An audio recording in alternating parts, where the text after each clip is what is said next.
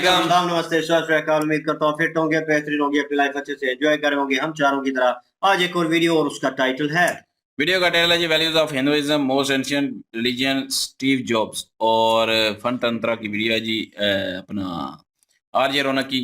और मेरा नाम है राणा मोहम्मद अली, मेरे साथ हैं मोहम्मद समीर खोखर, नदीम इकबाल जंजुआ। बड़ी सकलानी बात होगा। दोस्तों, उत्तरकाशी के सिलक्यारा टनल में फंसे मजदूरों को आखिरकार 16 दिनों बाद सही सलामत बाहर निकाल लिया गया। इसे दुनिया के इतिहास के सबसे शानदार रेस्क्यू ऑपरेशंस में से एक माना जा रहा है। इस रेस्क्यू ऑपरेशन को कामयाब बनाने में अलग अलग एजेंसियों का तो रोल है ही, मगर इसका सबसे ज्यादा श्रेय बाबा बौखनाथ जी को दिया जा रहा है। लोकल लोग बताते हैं कि जब टनल को बनाने का काम शुरू हुआ तो यहाँ बाबा बौखनाथ जी का एक प्राचीन मंदिर था जिसे तोड़ दिया गया था, जिससे बाबा नाराज हो गए। लोग कहते हैं कि यही वजह रही है कि पहले टनल का एक हिस्सा गिरा, मजदूर अंदर फंस गए और जब रेस्क्यू शुरू किया गया तो कभी लैंडस्लाइड हुई, कभी मशीन टूट गई, तो कभी सामने बड़े पत्थर आ गए। जब किसी तरह से बात बनती नहीं दिख रही थी तो रेस्क्यू टीमों को बाबा बौखनाथ के गुस्से की बात बताई गई और वहीं सुरंग के बाहर उनकी एक मूर्ति स्थापित की गई। लोगों ने उनसे माफी मांगकर काम फिर से शुरू किया।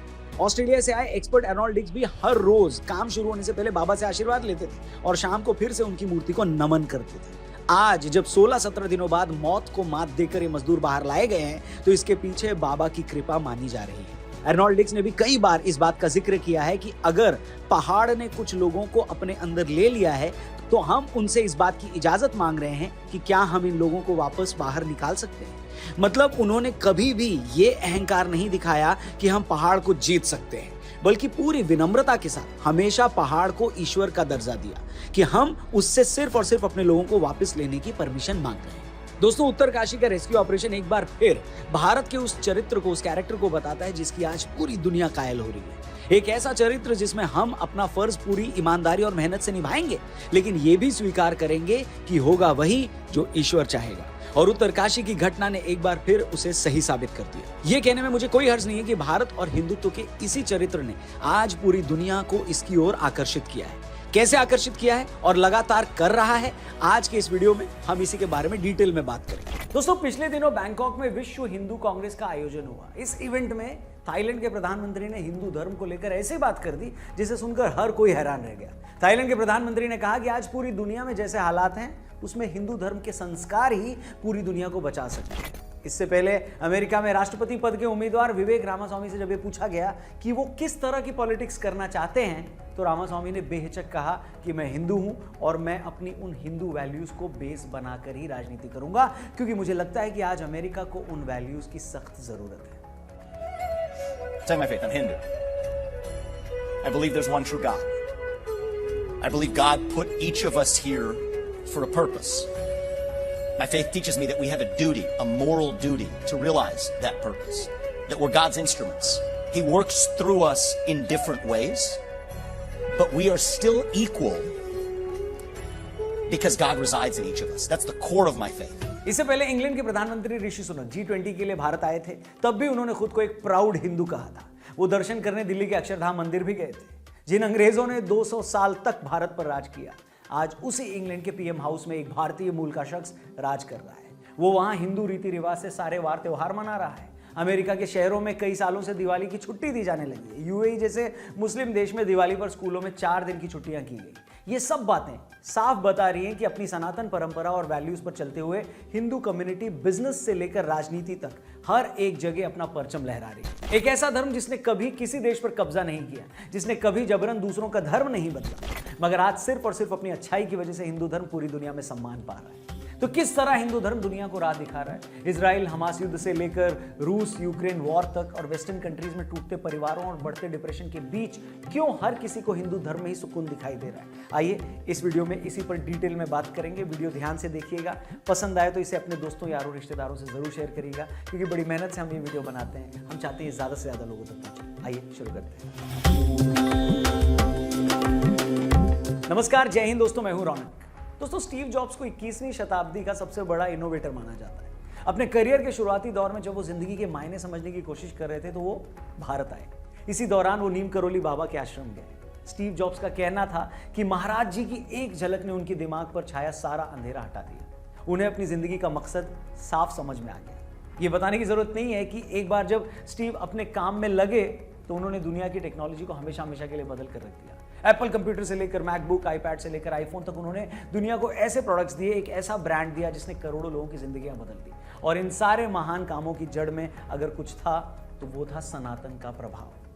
फेसबुक के मालिक मार्क जकरबर्ग ने भी कुछ साल पहले इस बात का खुलासा किया कि अपने करियर के शुरुआती दौर में जब वो ये डिसाइड नहीं कर पा रहे थे कि फेसबुक का क्या करना है, वो इसे खुद चलाएं या बेच दें, एक दिन उन्होंने अपनी ये कंफ्यूजन स्टीव जॉब्स से डिस्कस की तो स्टीव जॉब्स ने उन्हें नीम करोली बाबा के आश्रम जाने की सलाह दी। यहां भी ये बताने की जरूरत नहीं है कि मार्क जकरबर्ग ने आगे चलकर फेसबुक और मेटा को दुनिया की सबसे बड़ी कंपनियों में एक बना दिया।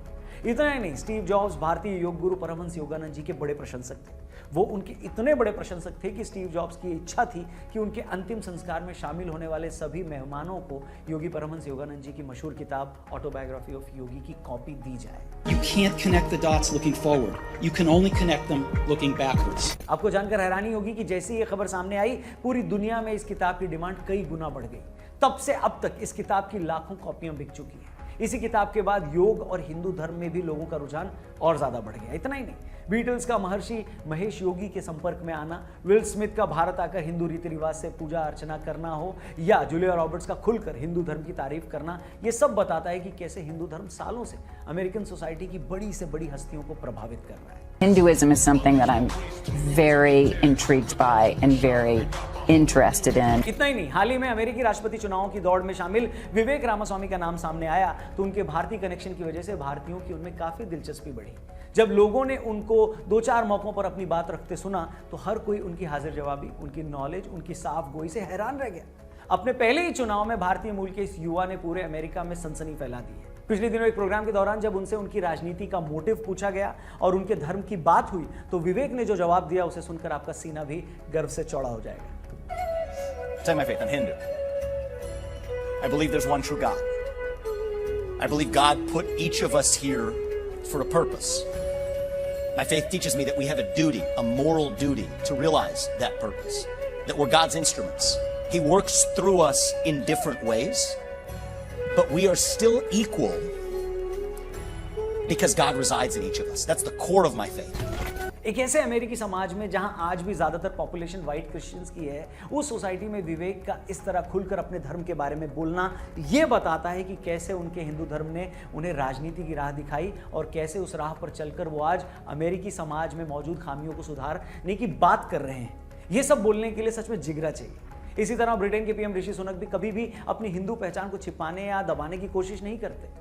वो इस बात की रत्ती भर परवाह नहीं करते कि जिस ब्रिटेन के वो पीएम हैं वहां लोग उनकी इस रिलीजियस आइडेंटिटी को कैसे देखेंगे। ये सब सुनकर और देखकर गर्व होता है कि भारतीय हिंदू कम्युनिटी अपनी मेहनत और अपनी ईमानदारी के दम पर पूरी दुनिया में अपनी पहचान बना रही है। I'm a proud Hindu and that's how I was raised, that's how I am. जो पहचान कल तक गूगल और माइक्रोसॉफ्ट जैसी बड़ी बड़ी कंपनियों के सीईओ जैसे पदों पर थी, वही पहचान अब अमेरिका और ब्रिटेन की राजनीति में बड़े बड़े पदों पर दिखने लगी। विवेक रामास्वामी अभी सिर्फ 38 साल के हैं। वो अगर इसी तरह अपनी सियासत जारी रखते हैं तो वो एक दिन अमेरिकी राष्ट्रपति बनने वाले पहले गैर क्रिश्चियन हो सकते हैं। पर सवाल ये है कि क्या ये सब चमत्कार है, और अगर है तो ये सब कैसे हो रहा है?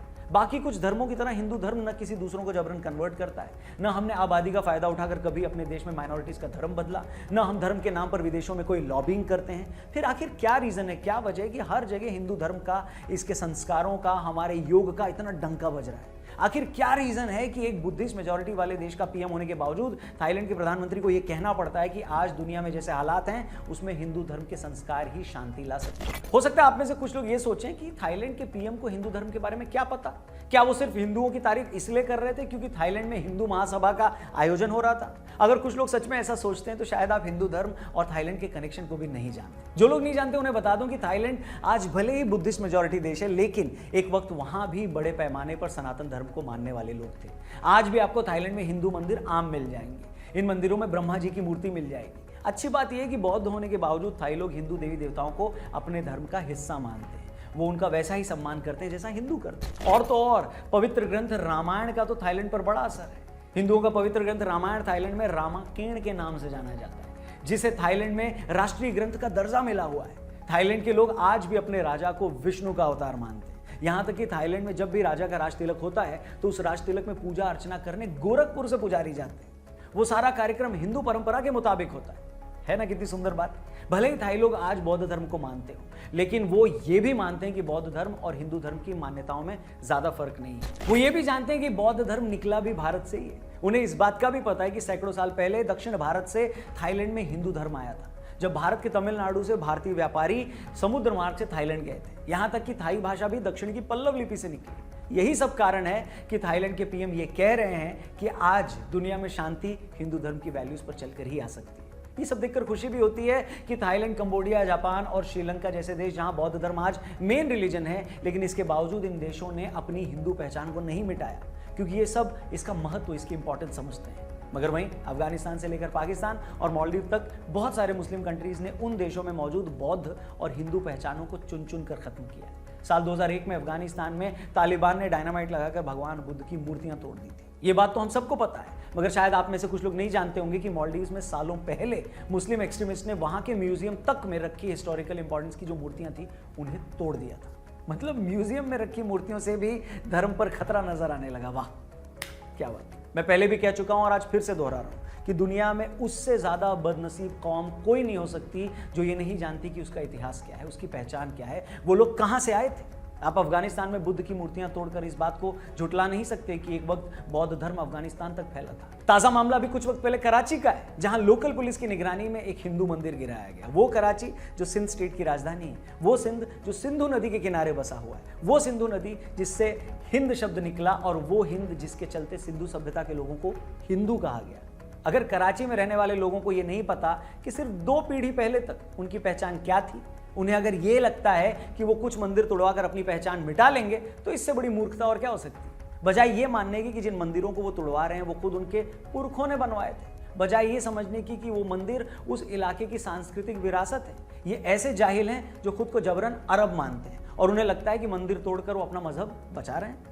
हमें ये नहीं भूलना चाहिए कि सोमनाथ के मंदिर को हजारों बार लूटा गया, मगर वो हर बार खड़ा हुआ। वो आज भी अपनी पूरी शान शौकत और वैभव के साथ खड़ा है। और जिस मोहम्मद गजनवी ने भारत पर 17 हमले किए, आज अफगानिस्तान में उसका किला खंडहर हो चुका है, वहां कुत्ता भी भौंकने नहीं जाता। जावेद अख्तर साहब ने भी पिछले दिनों कहा कि अगर भारत में इतने वक्त से डेमोक्रेसी है तो हिंदुओं की वजह से, क्योंकि हिंदू कम्युनिटी बहुत टॉलरेंट है, वो खुद को दूसरों पर थोपती नहीं है। उन्होंने कहा कि उन्हें गर्व है कि वो राम और सीता की भूमि पर पैदा हुए। तो आखिर वो कौन सी हिंदू वैल्यूज है जिसके चलते बाहर से आने वाले दुनिया के हर शख्स को इस देश में जगह मिली और हर शख्स इसे अपना घर बना पाया। एक वक्त अलगाववादियों के भड़काने पर कश्मीर में हर रोज सड़कों पर पत्थरबाजी होती थी और उस पत्थरबाजी को रोकने के लिए पुलिस की कार्रवाई में जब कुछ लोग घायल हो जाते थे तो इसी देश में बहुत सारे लोग भारत सरकार पर इल्जाम लगाते थे कि वो मुसलमानों पर जुल्मधारी है। मगर 370 हटने के बाद और एक के बाद एक अलगाववादियों की पोल खुलने के बाद आज कश्मीर में जब हालात सामान्य हो रहे हैं तो लोग चुप हो गए। इजराइल ने जब गाजा पट्टी में हजारों फिलिस्तीनियों को मारा तो इन लोगों को समझ में आ गया कि अगर भारत सरकार भी कश्मीरियों की दुश्मन होती तो वो भी कश्मीर को गाजा बना सकती थी, मगर उसने ऐसा कभी नहीं किया, इनफैक्ट करने का सोचा भी नहीं। यही वजह है कि आज शैला रशीद जैसे लीडर भी मोदी और अमित शाह की तारीफ कर। इन सारी बातों का निचोड़ ये है कि भारत एक ऐसा विरला देश है जहां इतने अलग अलग फेथ को मानने वाले लोग भी एक साथ रह सकते हैं। यहां कुछ हजार की आबादी वाले जूस और पारसी भी रह सकते हैं। आबादी में 1% से भी कम जैन कम्युनिटी भी अपने काम धंधे को बढ़िया तरीके से कर सकती है, अपने धर्म का पालन कर सकती है। यहाँ एक गरीब मुसलमान नवाजुद्दीन सिद्दीकी से लेकर मोहम्मद शमी तक भी अपने टैलेंट के दम पर सुपरस्टार बन जाता है। यहाँ द्रौपदी मुर्मू जैसी आदिवासी महिला भी देश की राष्ट्रपति हो सकती है और डॉक्टर मनमोहन सिंह के तौर पर एक सिख भी 10 साल तक देश का प्रधानमंत्री बना रह सकता है। वैसे तो किसी भी व्यक्ति के पद के बाद उसकी धर्म या जाति बताना छोटी बात लगती है, मगर यहाँ ये बातें सिर्फ इसलिए कहनी जरूरी है क्योंकि आज भी बहुत सारे ऐसे लोग हैं जो 2-4 घटनाओं को आगे रखकर पूरी हिंदू कम्युनिटी को बदनाम करते हैं। अगर इस देश में आज भी 80% आबादी हिंदुओं की है और ये देश आज भी सेक्युलर और अगर लोकतांत्रिक बना हुआ है तो इसमें सबसे बड़ा क्रेडिट आपका है। इस देश की मेजॉरिटी पॉपुलेशन को ये क्रेडिट जाता है, उनके संस्कारों को जाता है, जो अपने धार्मिक विश्वास किसी पर थोपती नहीं है, वो किसी भी धर्म को खुद से कम नहीं मानती, जो ये नहीं चाहती कि दुनिया के सारे धर्म खत्म हो जाएं और बस हमारा राज हो। वो हिंदू कम्युनिटी ऐसा नहीं सोचती, तभी तो दुनिया भर के लोग इस देश में आकर अपनी जगह बनाते हैं और भारत से जाने वाले लाखों लोग भी पूरी दुनिया में खुली बाहों से स्वीकारे जाते हैं। वो भी इस हद तक कि लोग उन्हें अपनी कंपनियों की, अपने देश तक की बागडोर सौंपने को तैयार हो जाते हैं। उम्मीद करता हूं आज की हमारी वीडियो आपको पसंद आई हो, अच्छी लगी हो तो प्लीज इसे और भी लोगों तक पहुंचाइएगा। इस वीडियो को शेयर करिएगा, आपका हर एक शेयर हमारे लिए इंपॉर्टेंट है क्योंकि हम चाहते हैं ये वीडियो ज्यादा से ज्यादा लोगों तक पहुंचे। कमेंट करके भी बताइएगा आपकी इस मुद्दे पर क्या राय है। एक और बात, रिच डैड पुअर डैड किताब पिछले 100 सालों में दुनिया की सबसे ज्यादा बिकने वाली किताबों में से एक है। इसके राइटर रॉबर्ट कियोसाकी दुनिया के सबसे सम्मानित लोगों में से एक है। पिछले दिनों वो भारत आए और जब उनसे ये पूछा गया कि उन्हें भारत के बारे में सबसे अच्छा क्या लगता है, तो उन्होंने जो जवाब दिया, जो आंसर दिया, वही जवाब सारी हिंदू परंपरा का सार है, निचोड़ है। आप उनकी बात सुनिए और हमें इजाजत दीजिए। जल्दी मिलते हैं। जय हिंद, जय Bharat. So every time you do this and all that, that is because you are peaceful people and smart. Yeah. It's the best thing you have going for you is this. Peace and force. क्या बात है जी, क्या बात है, great जी। ये video वाकई जबरदस्ती और स्टार्टिंग के जो उन्होंने पॉइंट बताया, जहाँ पे वो बात बताई कि जो है वो गार में फंस गए और टनल में, और उसमें जो प्रॉब्लम्स हुई, और ये फेथ की बात होती है, यकीन की बात होती है, और वो खुदा मदद करता है आपकी, नो डाउट। उन्होंने कोशिश की है और मैंने देखा है कि फॉरेनर्स जो हैं वो इस चीज़ों पे बिलीव करते हैं कहीं ना कहीं, और उनमें वो चीज़ वो मौजूद है, और वो ये होती है एक, मैं कहूँगा कि इन डिफरेंट वे रिस्पेक्ट करना, अपने मज़हब को अलग रखना और दूसरे मज़हब की भी रिस्पेक्ट करना। मीन्स के दोनों का उन्होंने ना कंपैरिजन किया है, ना कोलैबोरेशन किया है, कुछ ऐसा नहीं किया। उन्होंने अलग फेथ था, अलग यकीन था लोगों का, यार उनको गुस्सा आ गया है तो बाबा जी की मूर्ति थी बाहर, उनकी वजह से ये सब कुछ हो रहा है, आपने हटाया है ज़बरदस्ती या जो कुछ भी किया है, तो उसके बाद ये हैपन हुई है। तो उस घटना को उन्होंने कवर अप करने के लिए कोशिश की और 17 दिनों में वो बंदे जो है रिकवर कर लिए, और ये भी एक अचीवमेंट है, नो डाउट, क्योंकि ये सिचुएशन जो है बड़ी कॉम्प्लिकेटेड है, क्योंकि वो मजदूर तबका होती है और उनकी आवाज़ कोई उठाता नहीं है, उनको कोई जानता नहीं है, और वो क्या लेंगे, पसे पर्दा रहते हैं लोग। उनमें एक मेन होगा उनका जो होल्ड करेगा, जो उनको चला रहा होगा, उसका नाम आएगा, लेकिन ये जो नीचे काम कर रही होती है लेबर जो है, उनमें से किसी का नाम नहीं आता, किसी को कोई ऐसा अवार्ड नहीं मिलता या कोई ऐसी एप्रिसिएशन नहीं मिलती, बस उनको वो पे कर दिया जाता है और दैट्स इट। अगर उनकी जान चली जाए तो उसके बाद भी उनकी वो हेल्प आउट नहीं होती।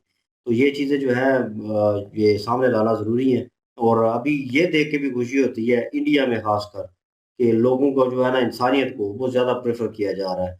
मीन्स के वो अभी मैंने कुछ वीडियोस देखी, उसमें वो लड़का लड़के की मदद करता है और लड़का आगे एक जानवर की मदद करता है, कुत्ते की, और मीन्स के उन्होंने दिखाया है कि इंसानियत से आगे हम इस चीज़ को भी लेके आ रहे हैं, ठीक है। और अगर इंसान सही तरह से इंसान बन जाए, जो उसकी पोजीशन है, तो इस पे आ सकता है। ये भी एक चीज़ थी, और इसमें बहुत सारे मौजूद जो है वो रेज किए गए हैं, और नो डाउट जो हिंदू मज़हब है, मैं अगर कहूँ तो वो बेहतर इसलिए कर रहे हैं क्योंकि उनमें वो पीस का वो सिस्टम है, ठीक है, प्रेफर का सिस्टम है, मीन्स के दूसरे बंदे को प्रेफर करते हैं, किसी को तंग नहीं करते। जैसे पाकिस्तान में जिस तरह के हालात चल रहे हैं, आपको पता, उन्होंने मेंशन भी किया है कि फोर्सफुली और लोगों को कन्वर्ट किया जा रहा है और उनको फोर्सफुली कहा जा रहा है। और सेकंड थिंग कि ये स्टार्ट कहाँ से हुआ, हम लोगों में जब हम तालीम लेते हैं किसी चीज़ की भी, और हम लोगों को पढ़ाया गलत गया।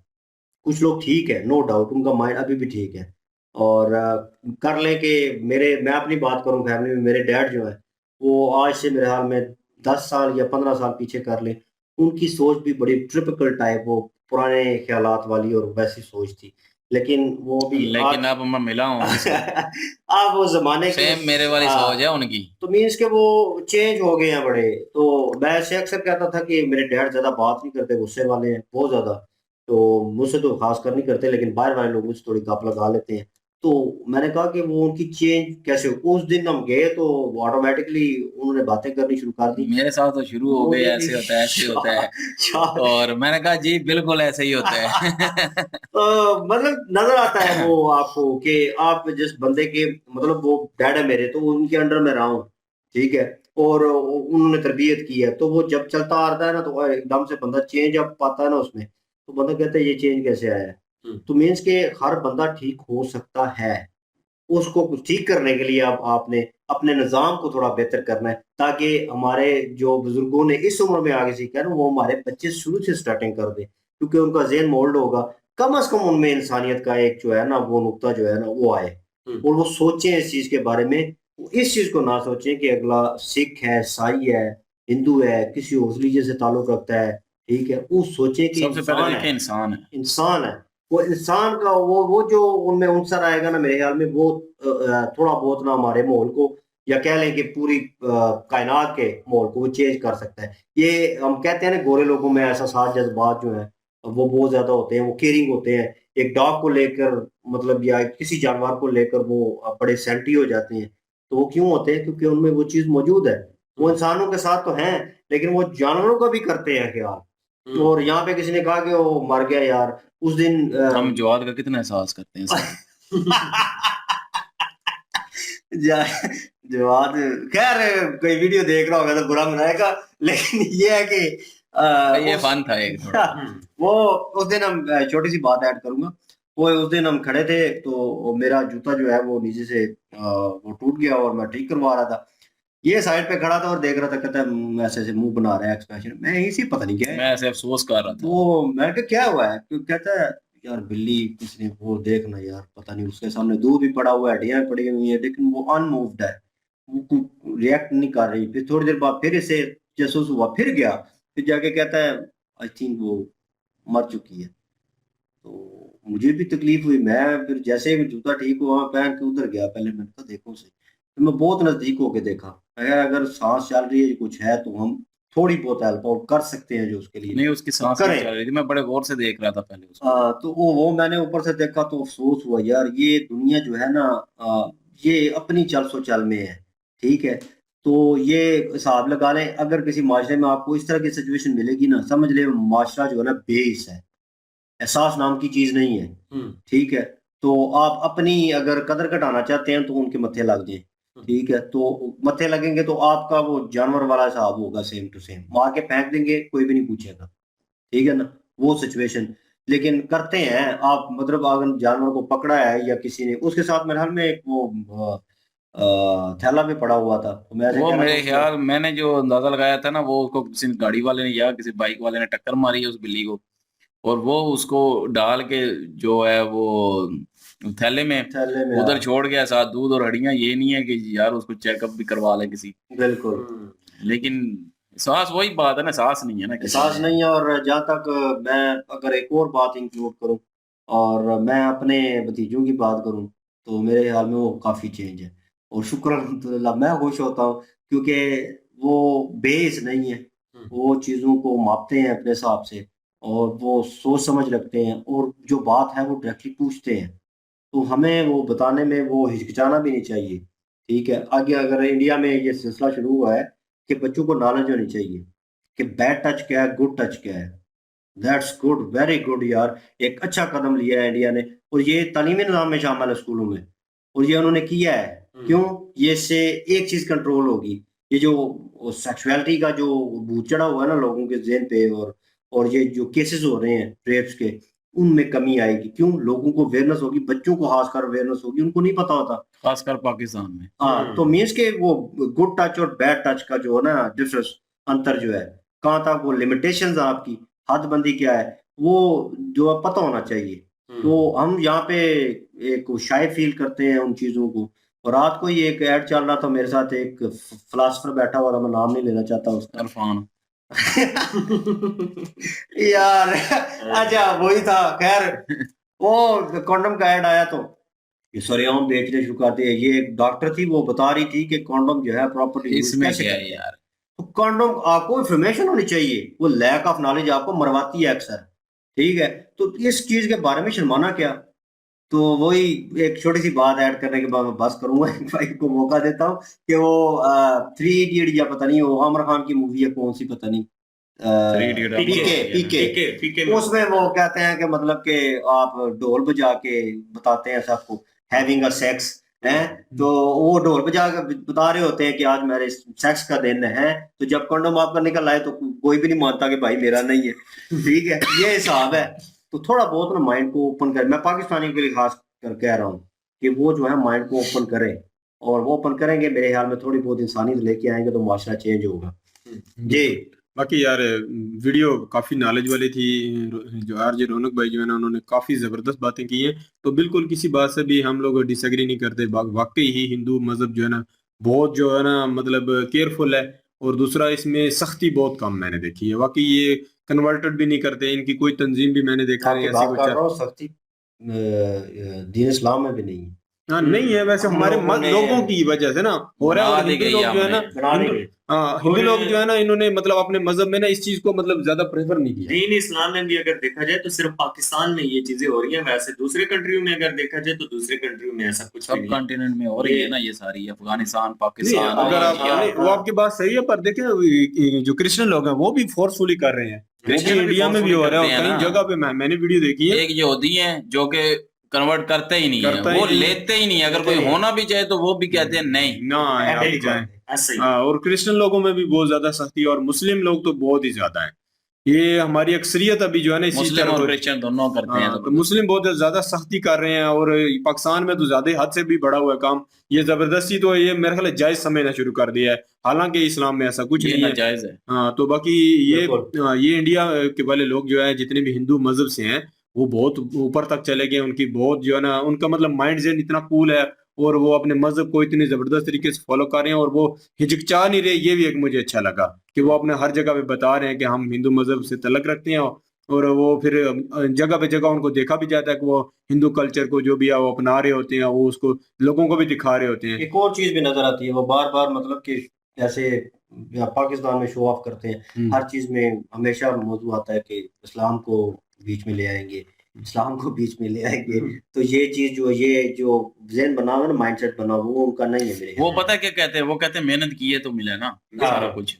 हाँ, वो आगे से ये कहते बाकी होते हैं। बाकी यहाँ पे हाँ, अपोजिट है। बाकी हिंदू लोगों में भी मैंने कुछ ये भी देखा है, अगर सख्त लगे बात तो नाराज ना होना, क्योंकि मैंने देखा कुछ इंडिया में हिंदू लोग थे जो सख्ती भी बहुत ज्यादा करते हैं, और मुस्लिम और ये हिंदू लोग जो है ना, उनकी लड़ाई भी चलती है, मैंने कई बार देखा है। तो या वही बात है ना, दो बर्तन जो है वो यार वो कुछ लोग होते नहीं, हैं वो हर कम्युनिटी मजहबी में लोग होते हैं। यार, नहीं, मजहबी लोग वो इनके में जो कोई- वीडियो देखी थी जिसमें वो कहते थे कि बोलो जय जय श्री राम, हाँ, वो कुछ- जबरदस्ती बुलवाते रहे हैं। तो वो जबरदस्ती- तो मैं कहता हूँ कि कुछ लोग होते हैं होते ऐसे हैं। वगैरह लोग हर जगह होते हैं। हर जगह होते हैं, और कई गलतियां हुई हैं, इंडिया में भी हुई हैं, और पाकिस्तान में भी ऐसे। पाकिस्तान में ज्यादा है, लोगों की मेंटालिटी ऐसे बन चुकी है कि वो इस्लाम के अलावा दूसरी किसी मजहब को मतलब वो मतलब होता है ना, वो नहीं कर सकते कि वो मतलब मजहब है तो उसको एक्सेप्ट ही नहीं कर पाते, और उसके इतनी सख्त लैंग्वेज यूज करते हैं। और वो अपने दीन जो है ना, पढ़ाने वालों की मेरे ख्याल है गलती है, जो उनको मतलब ये नॉलेज नहीं देते कि वो अगर मतलब हिंदू लोग हैं पाकिस्तान में, तो उनको मारा तो नहीं जा सकता ना, उनको मारने से आपको क्या फायदा भी होगा,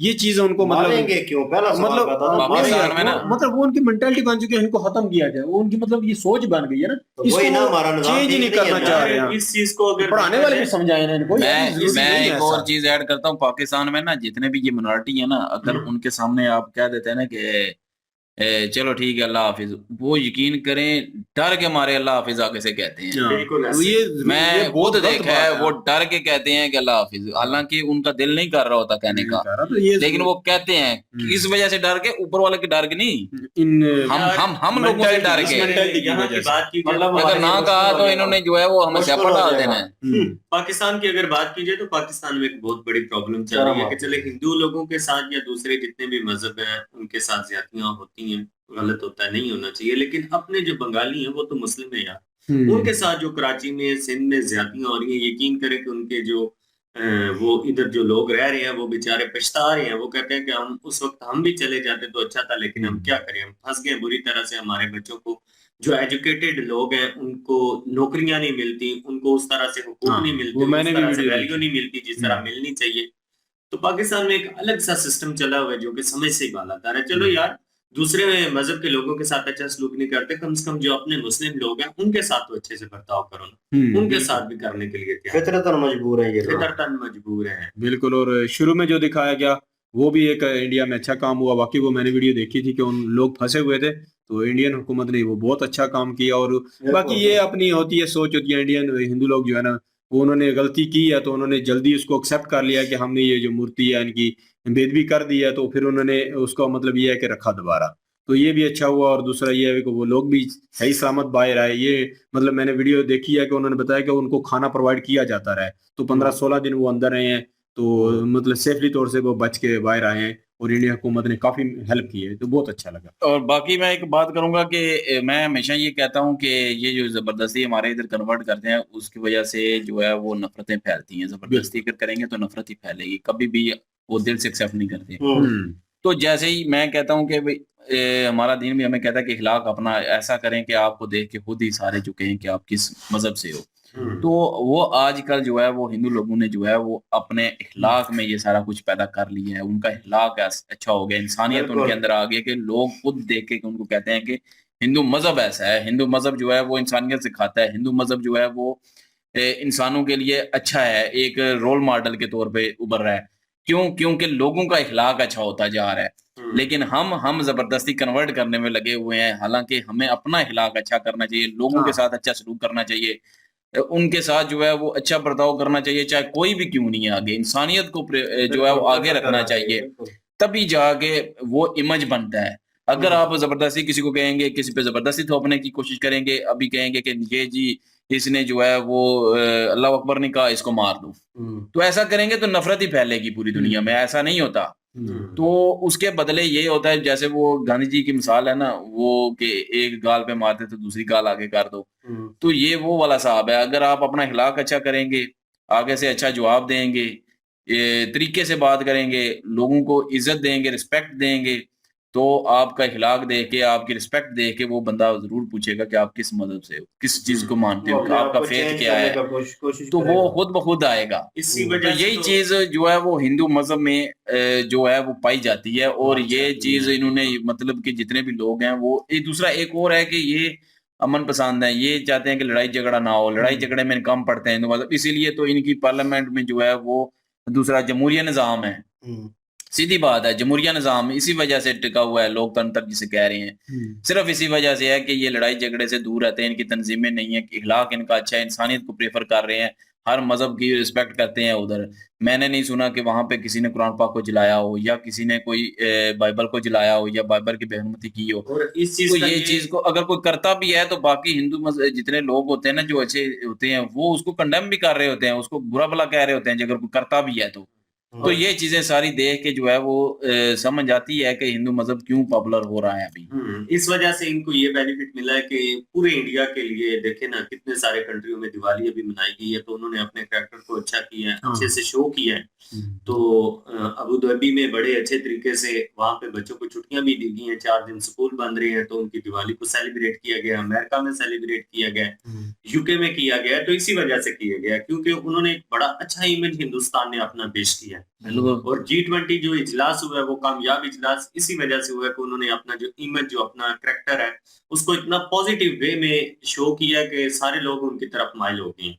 और बहुत सारे कंट्री जो है वो इन्वेस्टिंग भी कर रहे हैं। और जब वो आए हैं G20 इजलास में, बड़े बड़े कंट्री के मेंबर आए हैं, तो उनके सामने एक हिंदू जो कल्चर शो किया गया, वो बड़ा जबरदस्त तरीके से शो किया गया।